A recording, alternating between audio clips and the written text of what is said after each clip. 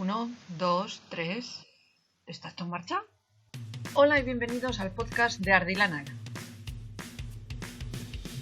Un podcast dedicado a la lana, al punto y a todo lo que tenga que ver con las fibras. Soy Miren de Ardilanak y podéis encontrarme en Instagram en @ardilanak o en mi página web ardilanak.com.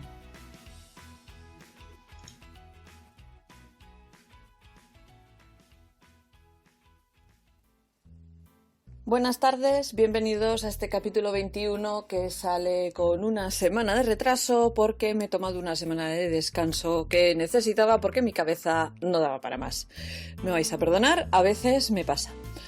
Ya sé que todos me vais a saltar con el tú tranquila, no hacía falta, etcétera, etcétera, pero de todas formas, disculpadme por andar una semana más tarde. El caso es que en mi planificación del podcast, cada temporada del podcast debe tener 22 capítulos, 2 por mes, menos julio y agosto que solo tienen 1. Así que iba a acabar descuadrando el podcast, así que me ha servido esta semana de descanso para encajarlo mejor, cuadrarlo mejor y así ya la semana que viene sacaros el capítulo 22 que va a ser el especial navideño. Ho, ho, ho. Los que me seguís en Instagram sabéis la obsesión que tengo con las cositas navideñas, sobre todo para ser una persona que ni soy católica ni nada por el estilo, me chifla todo lo que tiene que ver con la Navidad, pero sobre todo lo que tenga que ver alrededor del árbol y cantar villancicos y cosas así. Ya sabéis que tengo varios patrones de bolas de Navidad, tengo 2 patrones de bolas de Navidad en concreto y al momento en el que saldrá este podcast habré sacado el patrón de las mini chorraditas para el árbol que, como habéis podido ver, pues yo he puesto en una rama de abeto que no está... no cogimos la rama directamente del árbol, son ramas cogidas del suelo. Hay una zona de aquí cerca en el monte que es donde empieza la subida a Isarraitz, en la zona de Aixola, en el Goibar, creo que es territorio del Goibar. No, si meto la pata ya me corregirán. Que es un sitio que a mis padres les gusta mucho, a nosotros también, para ir a hacer barbacoas y tirarnos allí debajo de las hayas, etcétera, etcétera, que tiene un bosque de abetos, no pinos, abetos directamente. Entonces, pues tienen estos abetos tan monos de las piñas chiquitinas y la guirnalda con las luces y las cositas de lana colgadas, pues ha quedado muy bonita. Ahora mismo está puesta en las escaleras del taller y pues eso, que está muy bonita. Si alguien quiere venir de visita a verla, pues ya sabéis el horario del taller, pero la semana que viene es la última semana que está abierto hasta que pasen las Navidades, porque nos cogemos vacaciones. Si por lo que sea, durante las vacaciones de Navidad tienes la oportunidad, quieres acercarte hasta Eibar, quieres venir al taller, etcétera, etcétera, lo único que tienes que hacer es ponerte en contacto conmigo. Me encanta recibir visitas, aunque ya sabéis que soy socialmente un poco inepta y torpe. Y me suele dar un poquito de vergüenza y me sonrojo mucho cuando me alaban y me dicen que les gusta mi podcast. Joana y María Isabel, que son las 2 últimas visitas que he tenido en el taller, saben cómo reacciono con este tipo de cosas. Ambas vinieron de visita. María Isabel vino en su cumpleaños, Joana porque estaba de vacaciones y... pues eso, pasaron por el taller, estuvimos de cháchara, ambas me trajeron unos detallitos que sinceramente, que no, de verdad, que no hace falta. Me hacen una ilusión loca porque me encanta que me regalen cosas, soy muy hobbit, me gusta regalar cosas y me gusta que me regalen cosas, pero de verdad que con que vengáis y me digáis que os gusta lo que hago ya es suficiente. O sea, una de las cosas que quiero hacer a raíz de la visita de María Isabel es hablaros de una ONG o una asociación en la que trabaja su hijo, de la que es miembro su hijo, que se llama Bizkaiko Ermiten Lagunak, que he decidido que va a ser el regalo familiar de este año. porque tienen una iniciativa que me encanta, que me parece fascinante y es una gozada. Bizkaiko Ermiten Lagunak lo que hace es restaurar ermitas en Vizcaya. Tanto en Vizcaya como en Guipúzcoa tenemos mucha ermita por el monte y muchas veces pues no hay... o sea, es difícil mantenerlas, o sea, hacer un mantenimiento bueno de ellas y muchas veces cae en manos de voluntariados de este tipo el mantenerlas bien. El caso es que Bel, Bizkaiko Ermiten Lagunak, tiene una iniciativa que tiene que ver con tejas. Si tú donas 10 euros, ellos pueden comprar 16 tejas. Y si tú donas 10 euros diciendo que son para las tejas, ellos ponen tu nombre en las tejas. Tengo una historieta con las tejas que no conoce mucha gente porque tampoco la suelo contar mucho. Es porque con 17 años, un verano, me fui de campos de trabajo. Aquí, me imagino que en el resto del estado se hace, pero aquí en Euskadi se hacen también. Son campos de trabajo, no son trabajos forzados, no os penséis nada por el estilo. Son como una especie de vacaciones haciendo cosas, en las que un grupo de jóvenes, mayoritariamente adolescentes, preuniversitarios, porque salvo el segundo campo de trabajo en el que estuve, en el primero yo tenía 17 añitos, trabajan pues limpiando accesos a monumentos, limpiando los propios monumentos, etcétera, etcétera. Yo, con 17 años, estuve en Cegama y estuvimos limpiando una tejería antigua y una de las cosas que hicimos fue sacar la maleza de dentro de lo que era el horno, de la tejería, etcétera, etcétera, y sacamos varias tejas y tal y no sé qué, y tengo cierta historieta con las tejas antiguas que me encantan. De hecho, cuando entras a mi casa, lo primero que ves es una teja puesta en la pared. Obra de mi madre, es una instalación de luz muy mona que me hizo mi madre en la entrada de casa, para tener luz en la entrada de casa, que es una gozada. Y me gustan mucho las tejas, y si son antiguas más, entonces todo lo que sea poner tejas en ermitas me parece una idea genial. Entonces mi regalo de Navidades este año para toda la familia va a ser donar tejas a Bel. Y animo a todos aquellos que me escuchen por aquí, que son 10 euritos y son tejas para ermitas que muchas veces tienen mucho significado para la gente del entorno y demás. En mi casa, por ejemplo, mi padre no es que seamos creyentes ni nada, pero hay una ermita a la que suele subir andando porque es el recorrido que le gusta hacer por el monte cerca de Eibar. En otro orden de cosas, estas semanas he estado dándole muchas vueltas a la cabeza a un tema que me parece que deberíamos de abordar más pronto que tarde, porque me parece interesante tener algo parecido a un código deontológico en el mundillo. Como sabéis, un código deontológico es algo así como la ética profesional en la que debe de moverse alguien, una persona en su profesión. Los médicos tienen su código deontológico, los arquitectos creo que también tienen su código deontológico. O sea, son lo que no debes hacer, sobre todo. Yo me estoy dando cuenta que nos estamos encontrando con historias de gente que copia patrones, intenta adjudicarse patrones y cobrar por ellos, gente que descaradamente cuando alguien saca un patrón le dice ¡ah, pues te lo voy a copiar!, cuando una persona te está intentando vender el patrón. Puedo entender que nos parezca un escándalo intentar cobrar 10 euros por un patrón de un raglan simple. Yo lo entiendo, o sea, lo puedo entender, porque a la que has hecho un poco puntos sabes hacer un raglan, o sea, no vas a comprar el patrón. Pero si alguien se ha currado, es un tutorial, sobre todo, yo sobre todo entiendo mucho el cobrar por los tutoriales, porque llevan mogollón de trabajo. O sea, yo odio hacer tutoriales. Yo escribo patrones como si fueran recetas de cocina, asumiendo que ya sabéis hacer cosas, porque odio hacer tutoriales. Hay gente que hace unos tutoriales estupendos y deberíais de seguir a esa gente si estáis aprendiendo a hacer punto, pero no fusiléis, no robéis, no... Ay, es que en serio, esto empieza a parecer los 10 mandamientos, pero ya entendéis por dónde voy. De hecho, tuvimos un sustito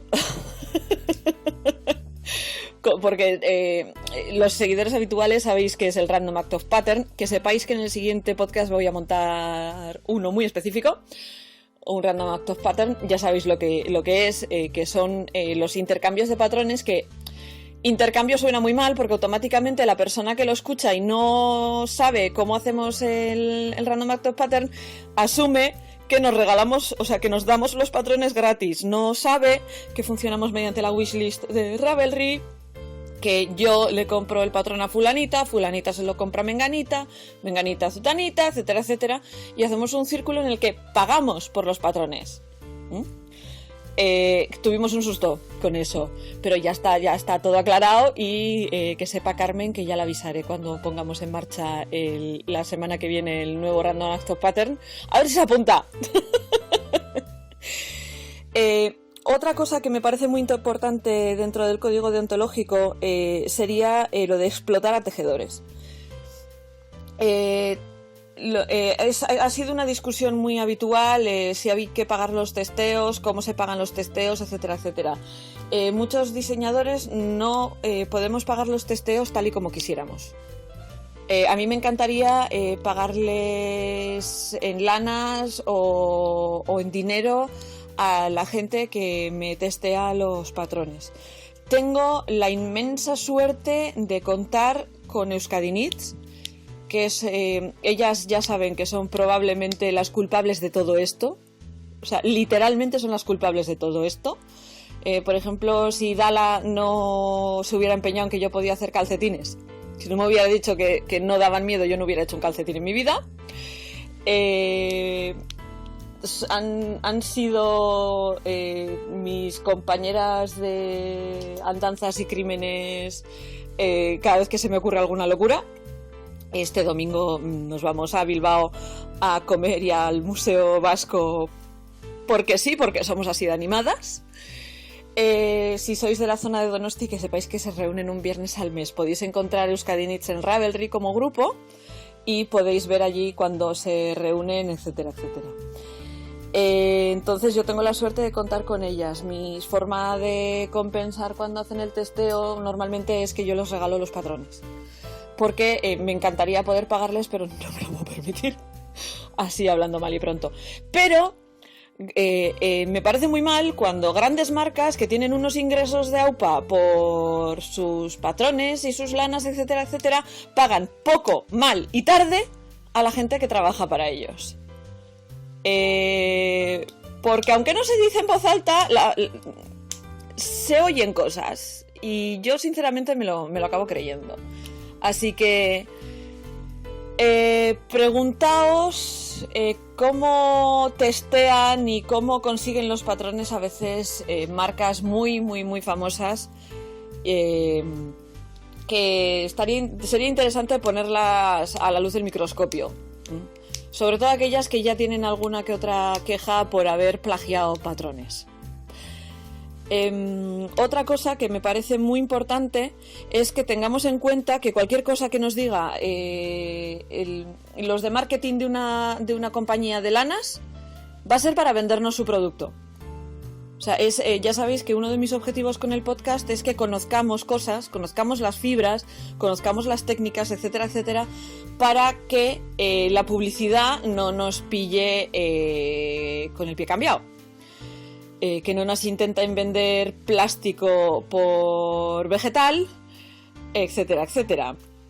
Sabéis que una de mis manías personales es el intentar vender derivados del petróleo como algo vegano. Yo no siendo vegana, o sea, es algo que me repatea mucho. De todas formas, yo siempre os digo lo mismo, lo importante es el pensamiento crítico y tener en cuenta que un departamento de marketing va a intentar venderte su producto. Sí, puedes confiar en la gente, obviamente ellos están haciendo su trabajo y probablemente ellos lo estén haciendo con buena fe, pero a veces la buena fe no significa que te estén contando toda la verdad. Entonces me parece muy importante el el investigar por nuestra cuenta y ver de dónde vienen las cosas, etcétera, etcétera. Otra cosa que me parece muy importante, y esto es para los que tenemos cierto grado de seguimiento en las redes sociales. Tenemos que ser sinceros con la gente que nos sigue. Si a mí una marca me regala unas lanas, yo tengo que decir, esta marca me ha regalado estas lanas. O sea, porque si me pongo a hablar maravillas de las lanas y me las han regalado, y yo no digo nada que me han regalado esas lanas, me parece que es un poco de un marketing oculto. O sea, yo, si alguien me regala una madeja, voy a decir, oye, fulanito tal, no sé qué, no sé cuántos, me ha regalado esta madeja. Voy a probarla y os voy a decir lo que opino de esta madeja. Curiosamente, a mí nunca nadie me regala madejas. Es lo que hay. También porque si una madeja no me gusta o lo que sea, lo voy a decir. O sea, a mí si una madeja no me gusta, no funciona como yo quiero, etcétera, etcétera, voy a decir, oye, no me ha gustado. O sea, aunque me regales las lanas, o sea, si me has buscado es porque sabes cómo soy. Pero lo que me gustaría es que el resto de mis compañeros en este mundillo también fuesen sinceros. Y decir, oye, mira, pues a mí me patrocina tal lana. Me mandan las madejas, yo tejo con ellas, etcétera, etcétera, pues para darles visibilidad, o es una colaboración. O sea, pero hacedlo con luz y taquígrafos, o sea, porque es que es mejor. O sea, porque las cosas en la oscuridad no siempre funcionan bien. Y lo dice la gótica, a la que le gusta más tejer de noche que tejer de día. Aunque desde que he sido madre no sé lo que es tejer de noche. Pero ya me entendéis. O sea, es mejor hacer las cosas con luz y taquígrafos. Todos sabemos cuáles son los peligros de la sinceridad. O sea, que cojan y digan, uff, no, esta es problemática. Entonces vamos a pasar de ella, o incluso vamos a hacerle el vacío. Algo que me parece deplorable es hacer campañas contra gente porque te parece que son tu competencia. Eso es ser un cobarde. Así es lo que hay. O sea, a mí puede que no me guste cómo teje fulanita, o puede que no me gusten las opiniones de fulanito. Pues simplemente coges y dejas de seguirle. ¿Os acordáis cuando os hablé cuando se ha hablado más de una vez de todos los temas de feminismo, de apropiación cultural, etcétera, etcétera? Yo siempre os digo lo mismo. Sois perfectamente libres de dejar de seguirme. O sea, en serio, o sea, de verdad, todos sabéis que yo soy muy fan de mis 4 gatos. Pero también es cierto que no voy a coger y me voy a poner a despotricar de una persona en concreto, a menos que lo que haya hecho esa persona sea directamente ilegal, o sea, un racista de mierda o un machista de mierda. En ese caso sí. Pero porque esa persona no me guste cómo teja o lo que sea, no, es que es absurdo. O sea, es absurdo. Hay peces para todos, el océano es muy grande. Y el problema que yo veo en este mundillo es que muchas veces creemos que somos más relevantes de lo que realmente somos. Somos todos una panda de mindundis. Si dentro de una semana yo por lo que sea tengo que dejarlo todo porque pasa algo y no vuelvo hasta dentro de 4 meses, dentro de 4 meses de mí no se acuerda ni Dios. Hay gente que cuando yo empecé a hacer punto y entré en Ravelry eran el top of the tops, lo más de lo más, las que hacían todo y las referencias para todo. ¿Dónde coño están ahora? En ninguna parte. No todo el mundo puede ser Stephen West. No todo el mundo va a ser Elizabeth Zimmerman. Elizabeth Zimmerman hay una. Barbara Walker hay una. Alice Starmore hay una. O sea, el resto no somos nadie. Vamos detrás y probablemente caigamos en el olvido enseguida. Somos irrelevantes. Me incluyo. O sea, yo sé positivamente que si por lo que sea dejo de hacer este podcast, nadie más lo volvería a escuchar. Así. Lo tengo clarísimo. No me doy importancia a mí misma porque no la tengo. O sea, me encanta que haya gente que me tenga como referente, que le gusten las historias que cuento, que le caiga bien o le caiga peor, o lo que sea. En serio, me parece genial. Pero ni soy gurú de nada, ni soy gurú de nadie, ni soy ni influencer, ni influyo a nadie, porque no me hacen caso ni en mi casa. Así, hablando mal y pronto. Así que bueno, después de toda esta chapada, que ya me vais a perdonar, llevo un par de semanas dándole vueltas a esto y es lo que hay. Os voy a contar qué es lo que vais a escuchar a partir de ahora. En la sección de historia vamos a hablar de las leyes suntuarias, que creo que ya os avisé un par de podcasts antes de que íbamos a hablar de este tema. Es un tema que siempre me ha parecido muy interesante, que tiene algunas ramificaciones en las que entraremos en capítulos más adelante. Os voy a hablar también sobre Nardigreen. Esta semana toca sección de Nardigreen. Vamos a hablar de la certificación Oecotex y todo lo que conlleva que una prenda o una lana tenga una certificación de Oecotex. En fibras y pelos, en bichos y pelos, perdón, vamos a mezclarlo con la sección de técnicas y vamos a hablar del superwash. Y en los colores vamos a hablar del shocking pink o rosa chillón, en colorín colorado. Y la historieta que os voy a contar esta vez no es un mito, sino un cuento que, sinceramente, mira que tardar tanto en acordarme de el traje nuevo del emperador o el traje nuevo del rey. Espero que el podcast, como siempre, os resulte lo bastante entretenido como para volver para el siguiente, que será ya el último de esta temporada, ya que en enero estrenaremos la segunda temporada con probablemente introducción nueva y alguna que otra sorpresilla. Así que muchas gracias por escucharme y vamos allá con el resto del podcast. En este apartado de historia vamos a hablar de las leyes suntuarias, o como se conocen en latín, suntuariae leges, de las que me habéis oído hablar, creo que alguna que otra vez, porque creo que han salido en varias ocasiones, han aparecido las leyes suntuarias, aunque sea tangencialmente en distintas partes de distintos capítulos. La definición de una ley suntuaria es una ley hecha con el propósito de restringir el lujo, la extravagancia, particularmente contra gastos que no corresponden en materia de vestimenta, comida, muebles y demás.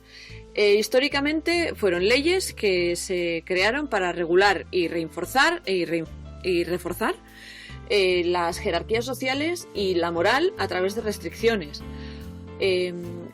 Permitiendo o no permitiendo ropa, comida o lujos y muchas veces dependiendo del rango social de una persona. Si os acordáis, en el capítulo 2 os hablé de los colores prohibidos en la ropa, en los Yunihitoe de las damas Heian. Cuando os hablé del púrpura, os hablé de los porfirogenetes, que solo podían ser hijos de los emperadores bizantinos que nacían en una habitación concreta, y el uso de la púrpura de Tiro, que estaba restringido, etcétera, etcétera. Estas leyes frecuentemente impedían que la gente común imitase la apariencia de los aristócratas y también se podían utilizar para estigmatizar a los grupos desfavorecidos.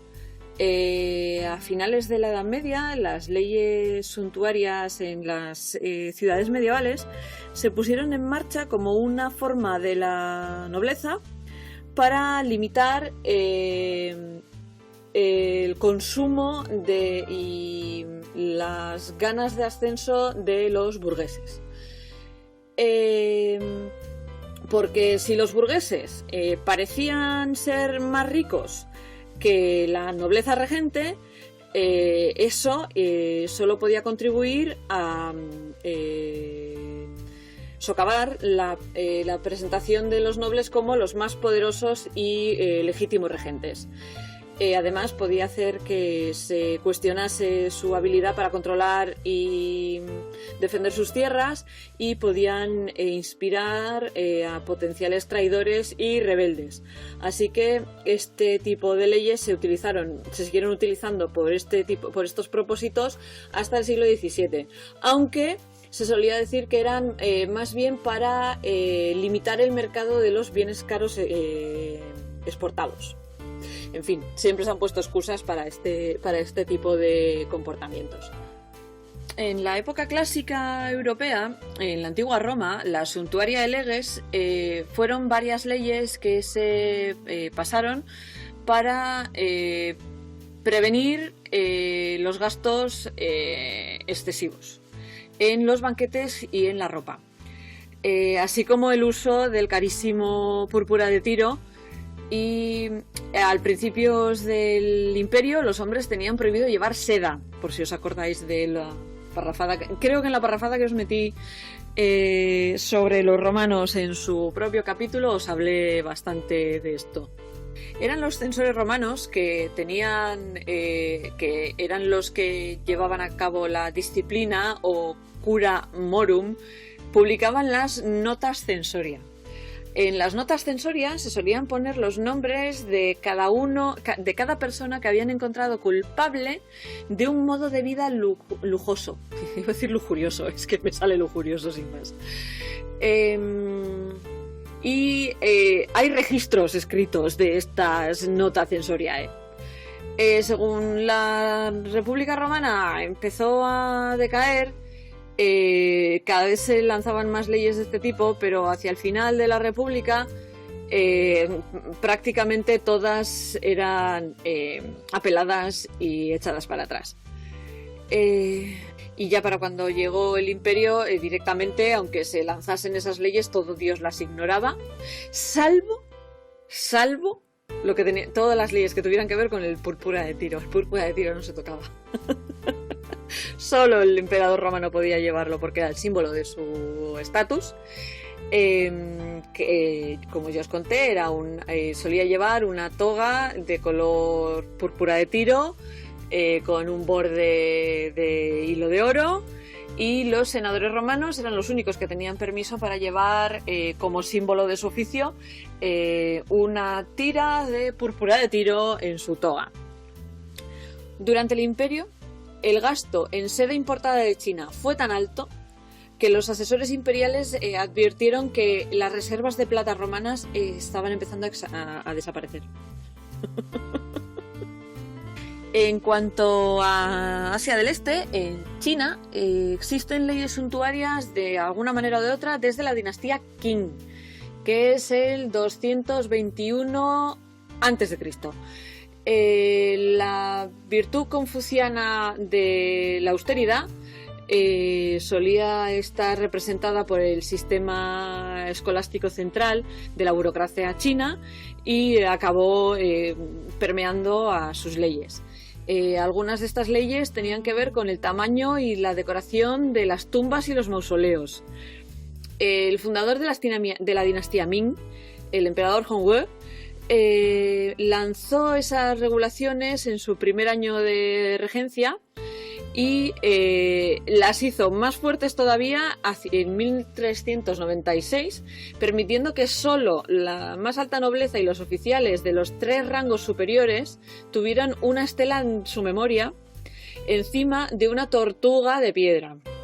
Las estelas de todos los mandarines que quedasen más abajo solo podían estar sobre pedestales, y la gente común se tenía que conformar con una marca simple. La localización de las tumbas y el número de gente que atendía a tu funeral también dependía de tu rango. Después de 1550 se renovaron estas leyes suntuarias de China, ya que se habían convertido en algo que era que ya no era posible mantenerlas. El consumo de los bienes lujosos había crecido muchísimo, y para cuando llegó la Revolución Industrial Europea, el consumo de lujos chinos como el té, el azúcar, la seda, el tabaco y los utensilios de comida estaba bastante paralelo al que se daba en Europa. Como ya os conté en el capítulo segundo, es probablemente el Japón feudal el que más restricciones de este tipo haya tenido jamás.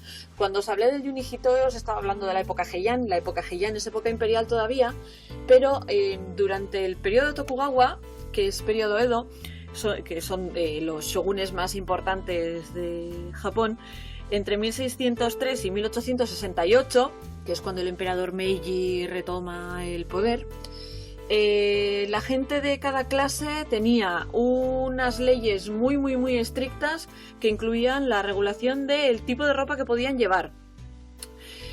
Para la segunda mitad de ese periodo, la clase de los mercaderes, conocidos como shonin, habían aumentado y tenían muchísimo más dinero que los samuráis, que eran la clase aristócrata, y estas leyes lo que pretendían era mantener el estatus de superioridad de la clase samurái a pesar de la habilidad de algunos mercaderes para llevar ropa muchísimo más lujuriosa y tener objetos muchísimo más lujosa, y tener objetos muchísimo más lujosos que los samuráis, pero siempre circunvalando estas restricciones de colores, motivos, etcétera, etcétera. Al final el shogunado no le quedó más remedio que echar el freno y hacer algunas concesiones que incluyeron permitir a los mercaderes de cierto prestigio llevar una sola espada en su cinturón, porque lo de las espadas y los japoneses era de traca. Solo un samurái podía llevar 2 espadas, que son la katana, que es la que conoce Tobichichi, y el wakizashi, que es una más corta, y además luego estaba el cuchillo, que es el tanto. Nadie salvo alguien de la casta samurái podía llevar esas 2 espadas. O sea, que les permitieran llevar una espada en el obi ya telita, ¿eh? En lo que refiere al mundo islámico, las leyes suntuarias se suelen basar en las enseñanzas del Corán y del Hadith. A los hombres se les exhortaba a no llevar ropas de seda, a no tener joyas hechas de oro. Igualmente, llevar ropa que se arrastrase por el suelo era signo de vanidad Jesús María da José, qué día llevo con el castellano, de vanidad y de orgullo excesivo, y también estaba prohibido. Estas reglas no se aplicaban a las mujeres, a las que se les permitía tanto llevar seda como joyas de oro, como arrastrar la ropa por el suelo. Además, los que habéis estudiado historia del arte sabéis que está prohibida la representación de la figura humana, y según el Corán incluso la de las figuras animales. Pero la gente que sigue el Hadith sí que tiene permiso, o sea, sí que permiten dibujar animales en la ropa. Como dato curioso sobre las leyes suntuarias europeas, las cortesanas, las prostitutas, en el siglo XIII, en varios sitios diferentes de Europa, recibieron órdenes sobre la ropa que debían llevar. En Marsella tenían que llevar una capa a rayas. En Inglaterra era una capucha a rayas. Y en otros sitios otras cosas. Con el paso del tiempo, esto fue derivando y reduciéndose a trozos de tela muy específicos que se debían llevar o en el brazo o en el hombro y cosas por el estilo. Restricciones posteriores especificaban varias formas de lujo que tenían prohibidas, aunque también es cierto que a veces estos lujos eran lo que representaba el equipo de trabajo y el capital de una prostituta, y podían encontrarse exentas de estas leyes que sí que se aplicaban a otras mujeres de origen no noble. Estoy pensando precisamente en las cortesanas venecianas o las cortesanas de París. Que para el siglo XV ninguna de estas capitales europeas tenían obligaciones para la ropa de las cortesanas y demás. Los ingleses, el tema este de las leyes suntuarias les gustaba mucho. O sea, porque tenían leyes suntuarias que dictaban el color, el tipo de tela, de pieles, de ropa, qué bordes tenían permisos para llevar según el rango, según los ingresos. realmente lo que intentaban con esto, técnicamente, o lo que ellos contaban, era intentar reducir las exportaciones. O sea, si controlaban quién podía, por ejemplo, llevar seda, evitaban que todo el mundo quisiese tener seda y perder dinero por tener que exportar la seda. En 1571, de hecho, el Parlamento lanzó un acta para estimular el uso de la lana inglesa y con un decreto que decía que los domingos y las fiestas de guardar, todos los hombres mayores de 6 años, excepto la nobleza y la gente de cierto grado, tenían que llevar gorros de lana bajo multa de 3/4 de penique por día. En fin. El acta en marcha les duró 28 años. Y aunque había listas y leyes y decretos y proclamaciones, sobre todo los Tudores estaban bastante obsesionados con este tema, por mucho que lo hiciesen, los ingleses, muy en su línea, muchas veces pasaban olímpicamente de lo que les decían. De hecho, Adam Smith, que si os suena es un economista escocés y filósofo, estaba en contra de las leyes suntuarias, diciendo lo siguiente: es la más alta impertinencia y presunción que reyes y ministros pretendan vigilar la economía de la gente, la economía privada de la gente, y restringir sus gastos, cuando ellos mismos siempre y sin excepción son los mayores gastones en la sociedad. Que hagan lo que quieran con su dinero y que asuman que la gente privada manejará correctamente la suya. Y si su propia extravagancia no arruina al Estado, la de sus propios súbditos nunca lo hará. Adam Smith, obviamente, estaba hasta el moño que no le dejasen ponerse algún color fijo. El caso italiano era muy curioso porque tenías a gente como San Bernardino de Siena dando sermones sobre que estaba mal vestirse de lujo, etcétera, etcétera, cuando la mayor parte de la manufactura de Siena eran precisamente ropas lujosas. Entonces los italianos, muy en su línea, peor todavía incluso que los ingleses, ley que salía suntuaria, ley que se pasaban por el Arco del Triunfo, debieron de acabar hasta el moño con los romanos y decidieron que nunca más. Pero eran curiosamente lo suficientemente puñeteros como para que la mayor parte de estas leyes estuviesen enfocadas en lo que podían llevar las mujeres.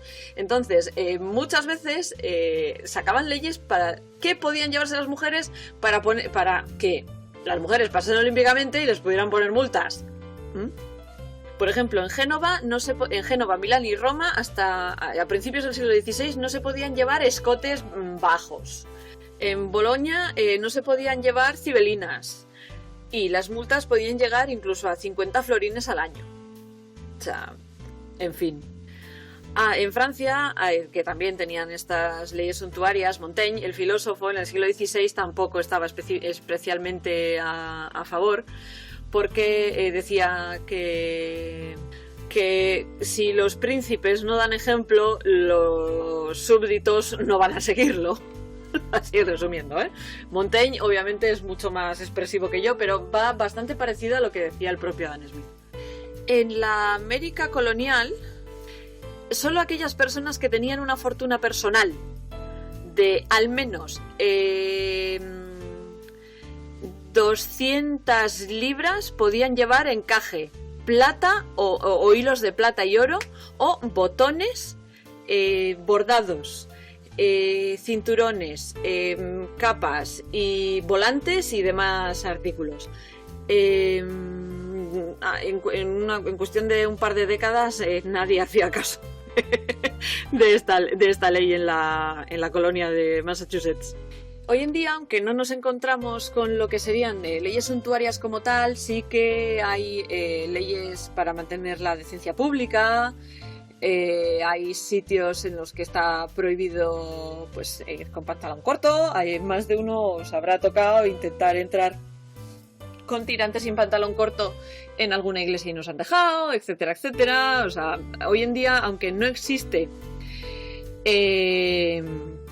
Leyes suntuarias per se, sí que hay leyes respecto a la ropa, y como es un tema que es mucho más... es muy interesante, incluido el de la prohibición del uso de las ropas nativas, lo voy a dejar para otro momento, porque es un tema que me parece muy interesante, sobre todo el tema de la proscripción del uso de las ropas nativas. Me parece muy importante.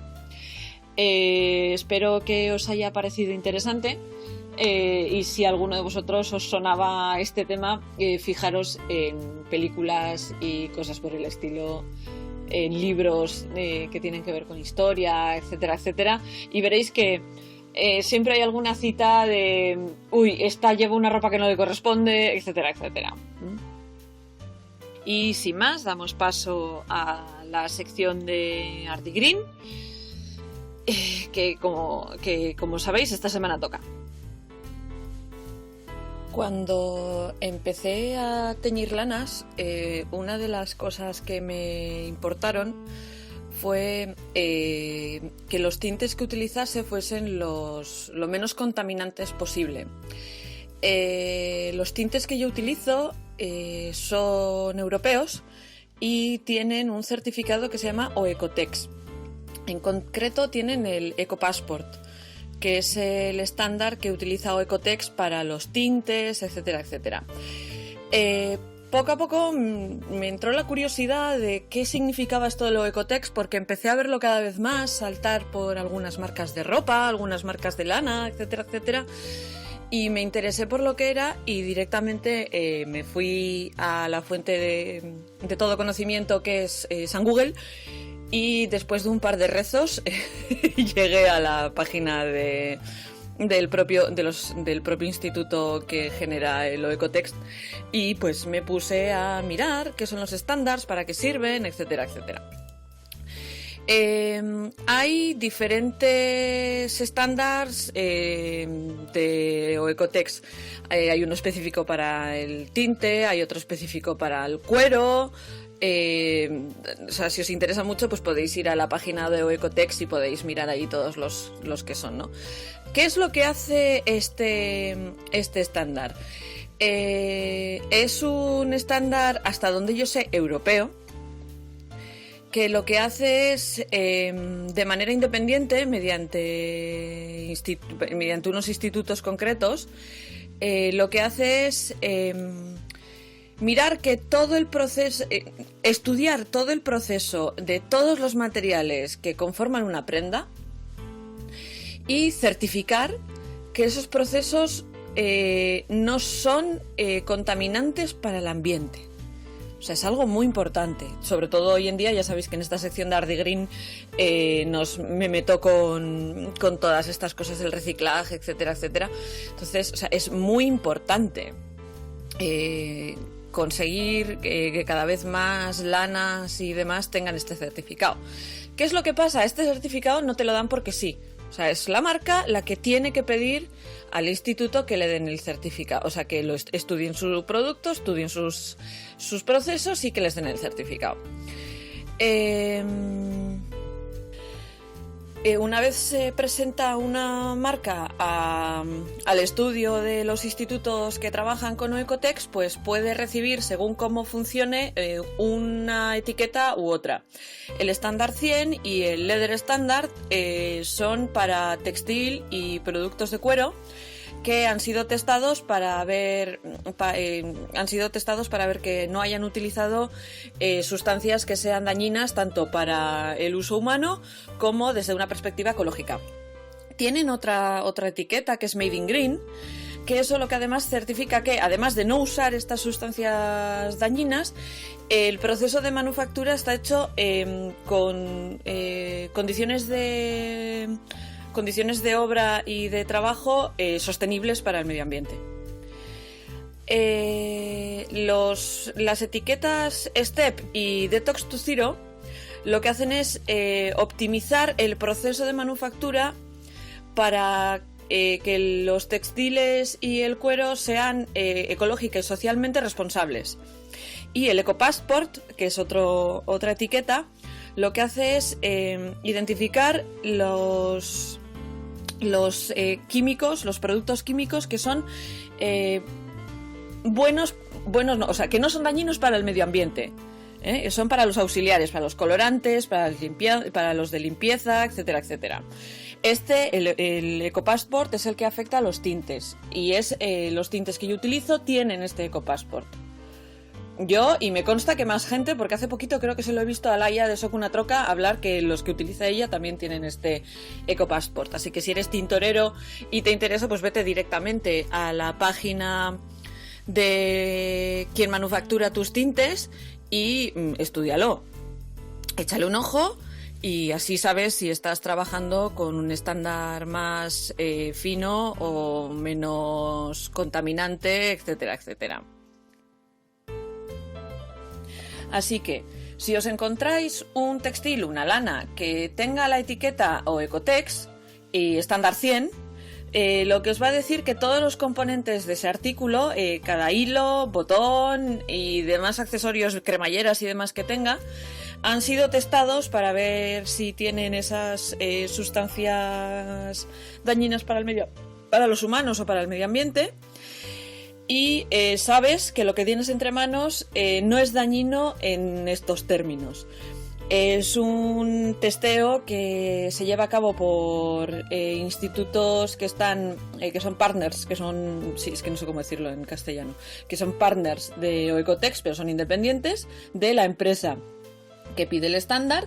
Entonces, una empresa no puede decir, no, nosotros lo hacemos así. No, tiene que ir un inspector, tiene que analizarlo, etcétera, etcétera. O sea, es parecido a la Q de calidad, que no te la puedes poner tú, o lo de ser Green City, que no te lo puedes poner tú, te lo tienen que dar. Los criterios de análisis se revisan una vez al año y se decide si se mantienen, se cambian, se endurecen, etcétera, etcétera. Los artículos que pueden ser certificados van desde los botones a la cremallera, pasando por... estamos hablando de una prenda de ropa, el hilo que se haya utilizado para coser, el textil, la tela que se haya utilizado para hacerlo, el proceso que se ha utilizado con la tela, todos los aislantes, o sea, todo lo que... Si cogéis una chaqueta y la miráis, todo lo que podáis ver en esa chaqueta, si tiene la etiqueta de Oecotex, todo el proceso está analizado y certificado. Con una lana, si aparece la nomenclatura de Oecotex, probablemente en la vitela de papel, sabéis que todo el proceso de esa lana está certificado. Esto obviamente, como hay que pagar para hacerlo, etcétera, etcétera, es algo que las grandes marcas sí pueden hacer, igual una marca pequeña le cuesta más, pero siempre puede ser interesante preguntarte sobre cómo es el proceso en el que trabajan la lana que estás utilizando, ¿no? Porque como yo siempre os digo lo mismo, tener una mente curiosa y tener una mente inquieta y preguntar de dónde vienen las cosas nos hace ser más críticos y nos hace poder consumir, porque al final, aunque queramos romper con el sistema, estamos dentro de un sistema capitalista y siempre tarde o temprano vamos a acabar consumiendo algo. Permite consumir de manera más consciente. Espero que esta pequeña introducción a lo Ecotex os sirva de referencia. La página de Oecotex está en inglés y en alemán. Penita, no la tienen traducida al castellano. Bueno, y en chino. No la tienen traducida al castellano. Es una penita. Pero podéis echarle un vistazo si queréis. Perdón, no era chino, es japonés. He tenido un fallo ahí. Estaba mirando ahora la página otra vez, pero no, es japonés. Oecotex es una iniciativa europea y japonesa. Entonces los yankees no se han metido en esto. Si alguna vez os habéis metido a mirar políticas europeas, etcétera, etcétera, que sepáis que las políticas aquí siempre son muchísimo más estrictas que en Estados Unidos. Entonces podéis tener cierta seguridad de que si es de origen europeo va a ser más estricto el control o van a ser más estrictos los estándares. Es así. O sea, funciona así. Oecotex se puso en marcha en 1992 y son unos 18 institutos independientes tanto entre Europa y Japón, pero trabajan y tienen presencia y oficinas en más o menos 60 países en todo el mundo. Así que si os interesa mucho lo que os he dicho, si os interesa mucho saber de dónde viene, pues os invito a echar un vistazo a la propia página web. Es muy limpita, es muy fácil de seguir, es muy fácil de encontrar, y la sede está en Zúrich. Por si alguien pasa por allí y quiere ir a preguntar, dudo mucho que alguien pase por allí y vaya a ir a preguntar, pero que sepáis que hay iniciativas para un textil más verde y más sostenible, y que nosotros como consumidores podemos buscar estas etiquetas, y incluso me atrevería a que podemos incluso pedírselas a las marcas. Porque ya sabéis que así como existe el pinkwashing para ofrecer productos a las mujeres, también muchas marcas grandes están cayendo en el greenwashing sin hacer realmente nada sobre el tema. Entonces, si a mí una marca me dice, no, esto está producido de manera orgánica, vale, ¿dónde está la etiqueta? Si no veo la etiqueta, no me lo creo. Porque una empresa puede poner organic donde le dé la gana, pero te tienen que certificar que realmente es orgánico. Buscad siempre esos certificados. Sin más, después de esta pequeña chapa ecologista mensual, pasamos al siguiente tema. Hoy en la sección de bichos y pelos vamos a hablar del tratamiento superwash que se les da a las lanas de oveja.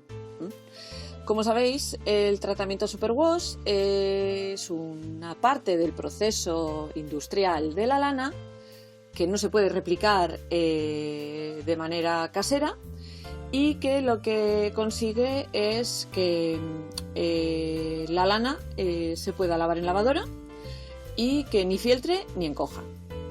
El proceso, aunque se conoce desde 1950, creo que se patentó hacia 1970. El proceso de crear una lana superwash es muy parecido al de una lana normal. Se esquila la oveja, se limpia la lana. Obviamente, al ser un proceso industrial, se hace en un sitio a propósito y con grandes tinas, detergentes químicos fuertes, etcétera, etcétera.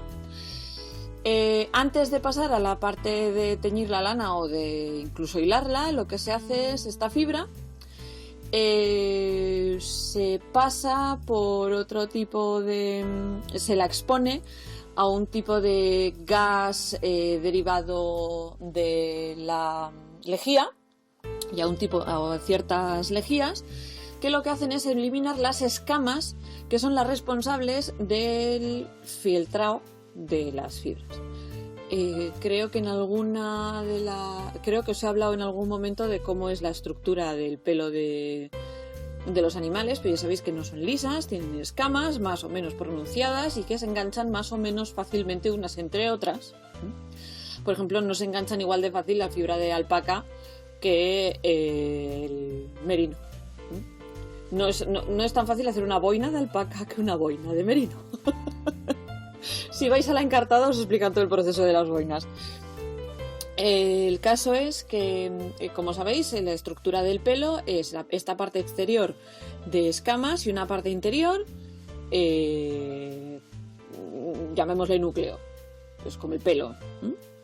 La parte exterior es hidrófuga y la parte interior es hidrófila. Entonces nos encontramos con una de las características guays de la lana, que a la vez que repele la lana por la parte exterior hidrófuga, la que se cuela hasta que no se ha acumulado hasta más o menos el 30% de humedad, nosotros no notamos que está húmeda. Pero eso es algo que solo pasa con la lana normal. La que ha pasado por el proceso de superwash, como ya os he dicho, hasta un segundito, se le quitan esas escamas utilizando unos baños de lejías, unos gases de lejía, etcétera, etcétera. Al quitarle esas escamas, estamos quitando la parte exterior hidrófuga que nos hace falta si queremos tener una lana que cumpla con su función, porque una de las razones por las que usamos la lana es precisamente ese aislamiento de humedad. Al quitarle las escamas nos vemos obligados a generar un recubrimiento exterior que la replique. Para eso se utiliza un polímero, en concreto un polímero plástico que se conoce como Ercoset 125. Esto es un polímero plástico, es un tipo de poliéster. Entonces la lana superwash, aunque ponga 100% lana, lleva plástico encima. Este fue el momento en el que yo dije mierda. Porque prácticamente el 95% de mi stash de calcetines es lana superwash. Y probablemente no. La lana de calcetines que yo he estado tiñendo hasta ahora, mi intención es cambiar esto, también es superwash. Entonces, si ya era mi intención quitar el nylon de mi lana de calcetines, ahora mi segundo objetivo es que mi lana de calcetines no sea superwash. Esto obliga a tomar ciertas decisiones. La lana superwash la puedes lavar en la lavadora, la lana no superwash hay que lavarla a mano. Es como... así, haciendo una comparativa un poco bestia, es como decidir dejar de comer en platos de usar y tirar y limpiar los platos. Obviamente ni os pido, ni se me ocurre, ni yo misma voy a hacerlo, deshacerme de toda mi lana superwash. No, obviamente ya la tengo, la voy a usar. Lo único que tengo que ser consciente de que esa lana es contaminante en varios aspectos. Es contaminante en su proceso. Toda lana industrialmente procesada va a ser contaminante en su proceso. Desde el momento en el que entra a formar parte de una industria, pues toda industria es contaminante. Y la industria textil es la segunda industria más contaminante del mundo, así que nos deberíamos ir quitando la venda de los ojos. Es contaminante el proceso normal de la lana, y ya metiéndole el proceso del superwash, pues estamos hablando de un plástico y de ácidos que lo que hacen es que más o menos por cada 100 kilos de lana superwash produzcamos unos 45 kilos de residuos tóxicos para el medio ambiente. Os hacéis una idea, ¿no? De 45 gramos por cada madeja. Creo que he hecho bien las matemáticas. Bueno, me corregís si he hecho mal las matemáticas, ya sabéis que no es lo mío. El caso es que una de las ventajas del superwash es también que los tintes se absorben mucho mejor, se absorben mucho más rápido, etcétera, etcétera. Entonces, claro, obviamente nos va a llamar más la atención porque los colores siempre van a ser más vivos. En mi experiencia personal, además, el superwash es suave. Si tocas una madeja de superwash, es una madeja que es súper suave. Además, una de las cosas que a mí más me llama de la atención del superwash es que cuando la tocas es fría. Es una lana que al tocarla está fría. Una lana que no es superwash, tú cuando la tocas no notas esa frialdad en los dedos. No sé si es una percepción personal. Si a alguien más le pasa, por favor me lo contáis. Porque no sé si es una percepción personal mía. La cosa es que esa suavidad, todos tenemos metido en la cabeza que no hay lanas que siendo 100% naturales sean así de suaves. Sí que las hay. Un merino 100%, un merino bueno 100%, es igual de suave. Un cormo me atrevería a decir que incluso es más suave todavía. Por ejemplo, en mi experiencia personal, el cormo es muchísimo más suave al tacto, pero para teñir es una putada.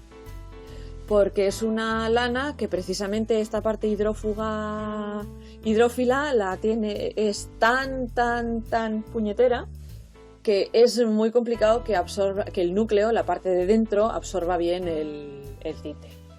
Da mucho por saco teñir cormo. Quedan unos colores muy guays, pero da mucho por saco teñir cormo. No vas a conseguir los colores tan vivos que puedes conseguir con un superwash, porque un superwash te lo traga a la primera y además, ¡hala! Colorines. Sí que lo puedes conseguir con la alpaca. Una alpaca puede ser extremadamente suave, Hablemos de las bragas de alpaca de Natalie Bull. Ya nos lo contará ella, que las hizo allá por marzo, así, creo que hizo unas bragas de alpaca. Vais a su podcast y las veis.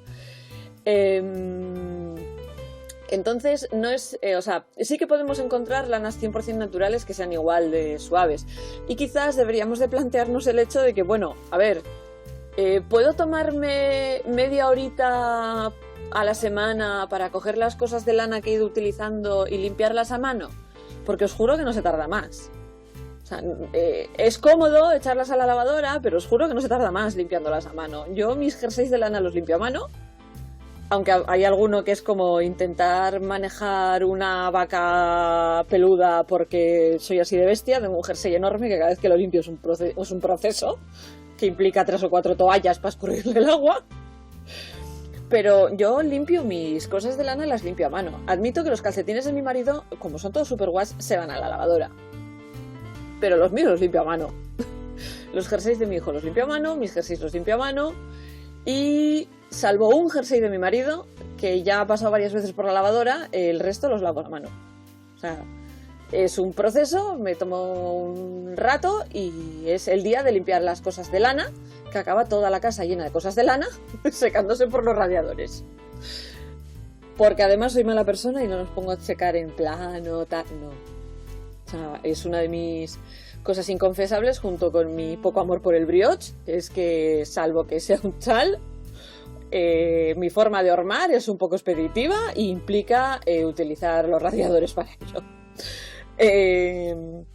El caso es que lo que os quería explicar con esto del superwash es la importancia de saber de dónde vienen las cosas que utilizamos. Como aquella vez que os hablé del dralón y las lanas veganas y las lanas semisintéticas, etcétera, etcétera, saber que el superwash es lana, es de origen natural, pero su proceso es muy contaminante. Otro día hablaré del proceso del algodón y demás, que también son contaminantes. Un día me tendré que meter en la sección de Ardi Green, que hoy ya habéis visto que me he metido con el estándar de lo Ecotex. No he querido solapar una con la otra, pero están muy unidas fibras y pelos con Ardi Green esta semana. Así que bueno, espero que os haya quedado más o menos claro qué es el superwash, sin que me haya metido en explicaros muy a fondo el proceso químico, pero que sepáis que es un proceso químico extremadamente contaminante. Acordaros, 45 kilos de residuos cada 100 kilos de lana superwash. Y pues no sé si alguien se une a mi propuesta de ir poco a poco quitando el superwash del stash, que para qué voy a mentir, mi stash tengo un stash como para 20 años de tejer, pero bueno, poco a poco. Espero que os haya parecido interesante. Damos paso a la sección de colorín colorado y el rosa fuerte. En el colorín colorado de esta semana he decidido meterme con el que es probablemente el color que menos me gusta en este mundo,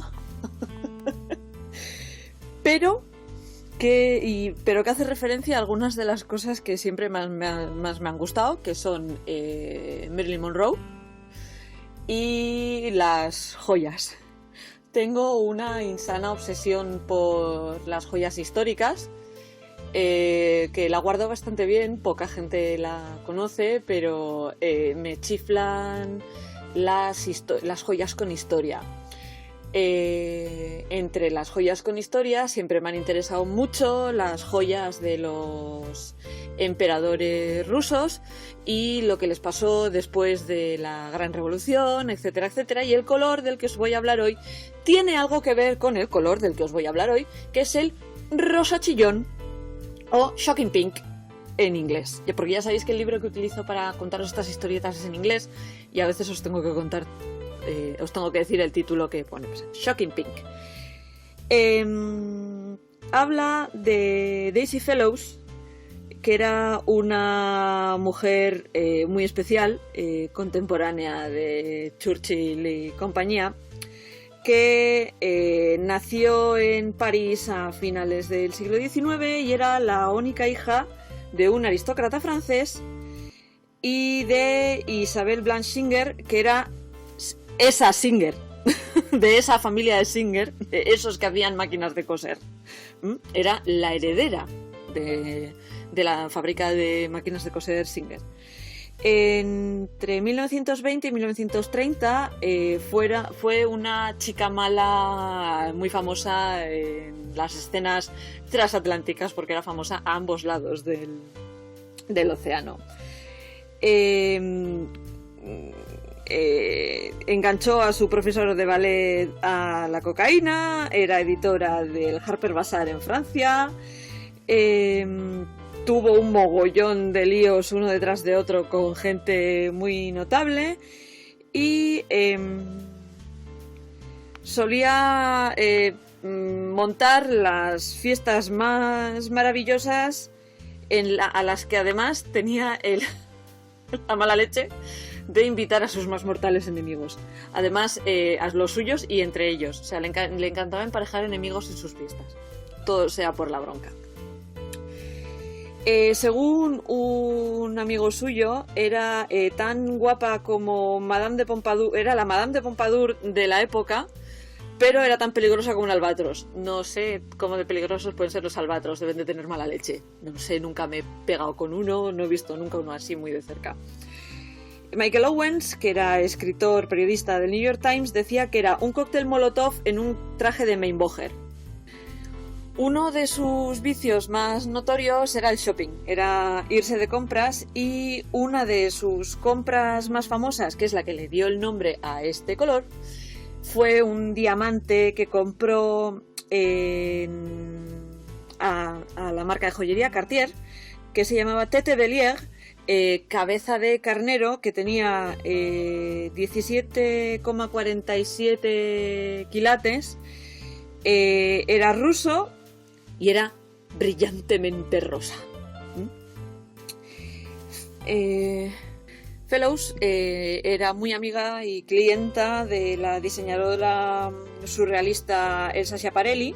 De hecho, fue una de las dos personas que se atrevieron a ponerse un gorro que diseñó Schiaparelli junto con Dalí.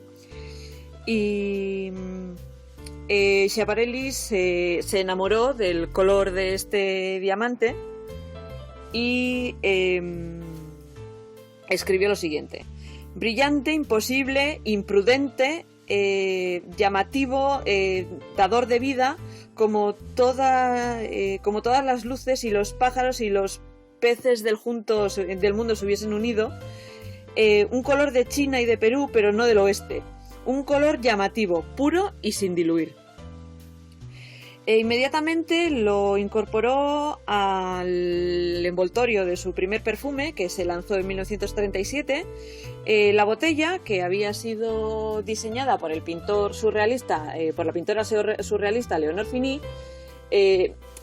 había tomado como modelo el torso voluptuoso de la actriz Mae West y fue comercializado en una caja distintivamente rosa chillón. Su nombre, por supuesto, era Shocking. El color se convirtió en una especie de marca de la casa de la diseñadora, apareciendo cada 2x3 en sus colecciones, incluso en su propia decoración interior. Su nieta, la modelo y actriz Marisa Berenson, recuerda que la cama de Schiaparelli estaba cubierta de almohadas con forma de corazón de este color. El tiempo además no ha disminuido la afición por este color, sigue siendo un color que se sigue utilizando muchísimo, y probablemente una de las veces, dos de las veces más famosas que se han utilizado fue una, el uso extensivo que hizo Christian Lacroix en los 80, mezclándolo además con rojo, o sea, juntando este rosa Shocking con el rojo. Y otra, el momento en el que en la película los caballeros las prefieren rubias. Hace poquito en HMC echaron la peli y me la estuve cantando entera porque me encanta. Marilyn Monroe me descubrió a Jane Russell, y si no habéis visto esta película ya está tardando porque tienen los años que tiene. y es probablemente el desfile de modelos más alucinante que he visto en mi vida, porque creo que no hay ni una sola ropa que llevan tanto Russell como Monroe que no me gustaría ponerme. El caso es que en 1953 el diseñador William Travilla, que es el que diseñó la ropa tan maravillosa de esta película, fue llamado urgentemente al set por parte de los directivos del estudio, porque estaban todos muertos de pánico porque había aparecido un calendario con algunas fotos de Marilyn Monroe desnuda. Si conocéis la vida de Marilyn Monroe, cuando empezó, en sus inicios, le sacaron unas fotos desnuda y se comercializaron cuando ya era famosa. Y fue, pues, yo lo considero una falta de gusto tremenda, pero bueno. El caso es que el estudio decidió que Marilyn tenía que ir más tapada de lo normal en esa peli. La verdad que, comparándola con faldas y a lo loco, que tiene algunos vestidos que estás todo el rato diciendo pero lleva tela o no lleva tela, la pobre en esta peli va muy, muy, muy tapada. Y Travilla decía que él diseñó un vestido muy, muy, muy, muy modesto. Dijo, un vestido rosa muy, muy famoso con un gran lazo en la espalda. Es el vestido con el que Monroe aparece cantando Diamonds are a girl's best friend, los diamantes son los mejores amigos de una mujer, y probablemente a Daisy Fellows le hubiera encantado la historia de tanto la que cuenta la canción como la historia de por qué Marilyn llevaba un vestido de un color tan extremadamente llamativo pero tan recatado a la vez. Espero que os haya parecido interesantillo la introducción al color rosa chillón y que sepáis de dónde viene realmente la historia de este rosa fuerte, que no es el rosa fucsia. Del fucsia ya os hablaré en otro momento, pero es este rosa... No sé cómo explicaros, pero intentaré localizar el número de Pantone para que podáis ver todos el color de rosa que es, y lo pondré en el Instagram del podcast. Y sin más, pasamos a la siguiente sección, que ya sabéis que es la de las historietas. Hoy en la sección de cuentos y mitologías nos vamos a poner en modo cuentos. No me voy a meter con la mitología, os voy a contar un cuento. Probablemente uno de los cuentos textiles que primero se me tenían que haber ocurrido y que no se me ocurrió hasta hace unas semanas, que dije, ¡ay, madre del amor hermoso! ¿Cómo no me había acordado yo de esto hasta ahora? El traje nuevo del rey, que algunos igual lo conocéis como el traje nuevo del emperador. O El rey desnudo, que es un cuento de hadas que escribió Hans Christian Andersen y que se publicó en 1937 como parte de su libro de cuentos de hadas contados para niños. La historia es una fábula cuyo mensaje principal es que no tiene por qué ser verdad todo lo que el mundo piensa que es verdad. O sea, no por mucho repetirlo se va a convertir en verdad. No porque mucha gente lo diga va a ser cierto. Al final es una fábula en la que lo que nos pide es que tengamos pensamiento crítico. O es lo que pretende enseñar a los niños, que tengan pensamiento crítico y que está muy bien hacer preguntas y no seguir la corriente. Si os sabéis como dato curioso, es el cuento número 168 de la antología de Andersen. Si os sabéis la historia, hace años que vivía un rey que era muy comedido con todo y era de la cofradía de la Virgen del Puño Cerrado, con todo menos con una cosa, que era su vestuario. Era muy suntuoso vistiendo, era lo único en lo que no escatimaba gastos. Un día que iba paseando por la calle, escuchó a dos pillos decir que ellos podían crear la tela más suave y más delicada que se pudiera imaginar.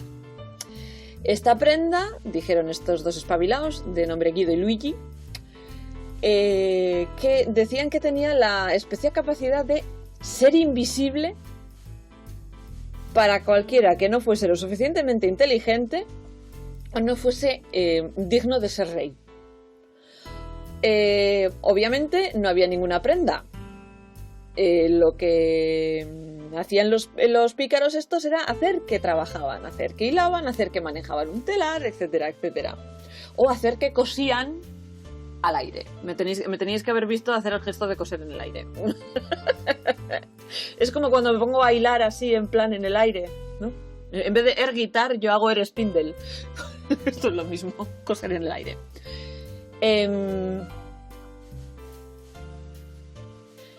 El rey, que había escuchado hablar de estos dos y que les había escuchado hablar y tal, pues estaba un poco nervioso porque decía, y si no soy capaz de verlo, voy a hacer el ridículo. Entonces lo que hace es mandar a los sirvientes.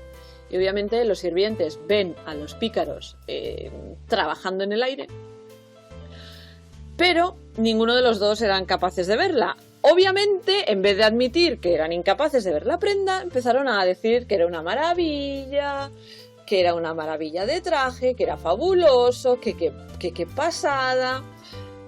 Toda la ciudad había oído hablar del puñetero traje, y todo Dios estaba intentando comprobar quién era el idiota que no lo veía. El rey convoca a los pícaros estafadores. Los pícaros estafadores hacen ver que llevan el traje. Entonces toda la ciudad ve pasar el traje. Nadie admite que no lo ve. Llegan hasta el castillo del emperador. Ayudan al emperador a ponerse la prenda inexistente. O sea, a ponerse la ropa sobre nada. O sea, el emperador va desnudo. Y el emperador sale en desfile bajo palio. Sin admitir que era demasiado inepto o estúpido como para poder verla. El emperador se da cuenta que no hay nada, él no ve nada, pero obviamente no va a admitir que no ve nada, no vaya a ser que le quiten el puesto porque no ve nada. Durante el desfile, toda la gente del pueblo estaba diciendo maravillas del traje, qué fabuloso, qué bonito, qué pasada, porque todo el mundo tenía miedo de hacer el ridículo y quedar mal. Hasta que un niño, con toda su inocencia, dice: ¡pero si está desnudo! Entonces, la gente empieza a cuchichear con el de al lado. Pues igual va a ser verdad que está desnudo, pues igual va a ser verdad que está desnudo, pues igual va a ser verdad que está desnudo, Y cada vez más alto, cada vez más alto, cada vez más alto, hasta que el emperador lo oye, se da cuenta que efectivamente tiene razón, que le habían tomado el pelo, pero lo que hizo el emperador fue levantar la cabeza y, admitiendo su zapatazo, terminar el desfile, y luego intentó mandar a apresar a los pícaros que ya habían escapado. Este es un cuento que aparece en otras culturas, hay distintas versiones del cuento. En Sri Lanka habla de 7 estafadores que llegan a la corte de un rey que es un poco tonto y que le hacen esta pregunta. Que hablan, pues eso, le dicen al emperador que ellos llevan puesta una chaqueta que no es visible para alguien que sea de bajo nacimiento. Realmente el emperador no va a admitir que él no la está viendo, no vaya a ser el rey, no va a admitir que él no la está viendo, no vaya a ser que le echen. Al final es lo mismo. Curiosamente, la versión de Andersen se basa en una historia de origen español que recogió don Juan Manuel en El Conde Lucanor, que todos los que habéis estudiado EGB, bueno, no sé si los más jóvenes sí, pero todos los que habéis estudiado EGB para atrás, os habéis tenido que leer lo del Conde Lucanor y el infante don Juan Manuel, que es un libro de ejemplos o cuentos moralizantes que se escribió entre 1330 y 1335, que aunque Andersen no conocía el original español, había leído una traducción al alemán, y que fue en lo que se basó para escribirla. O sea, Andersen recogió cuentos de distintas zonas y él les dio su twist, por decirlo de alguna manera. En la versión española, unos tejedores engañan al rey diciéndole que están haciendo un traje invisible para cualquier hombre que no sea hijo de su presunto padre. Obviamente, Andersen no iba a utilizar una referencia a una bastardía o infidelidad, cuernos y demás en su cuento, y se enfocó más en el orgullo y la vanidad intelectual, ¿no? En vez de una paternidad adúltera. Esta misma historia, pero centrándose más en la limpieza de sangre y la obsesión de ser cristiano viejo, la utiliza Cervantes en el retablo de las maravillas. Si os parece... Así que sabiendo que este cuento que habéis oído durante mucho tiempo de niños tiene un origen hispánico, podéis contárselo al mundo y decir, y Andersen mentía, realmente hablaba de bastardos. O lo podéis contar un poco más subido de tono. A los niños no, a los niños seguid hablándoles del orgullo y de la necesidad de ser crítico y hacer preguntas, aunque parezca que vayas a quedar mal haciendo una pregunta. Sin más, aquí termina este capítulo 21 del podcast, el capítulo con retraso. Nos queda ya un capítulo más para finalizar con esta temporada, esta primera temporada del podcast, estos primeros 22 capítulos, y ya entraremos ya con el año nuevo en la segunda temporada. Os recuerdo que el siguiente capítulo, el capítulo 22, va a ser un monográfico navideño. ¡Yay! Me vais a odiar. Hasta el siguiente capítulo. Recordad que podéis encontrar el podcast de Ardilana en iVoox y en iTunes. Y podéis poneros en contacto con nosotros en nuestro blog, en nuestro Instagram y en nuestro Facebook. La música que escucháis de fondo en el podcast está sacada de freemusicarchive.org y podéis encontrar las referencias de patrones y libros en nuestro blog. Y este podcast está registrado bajo licencia Creative Commons de 2019.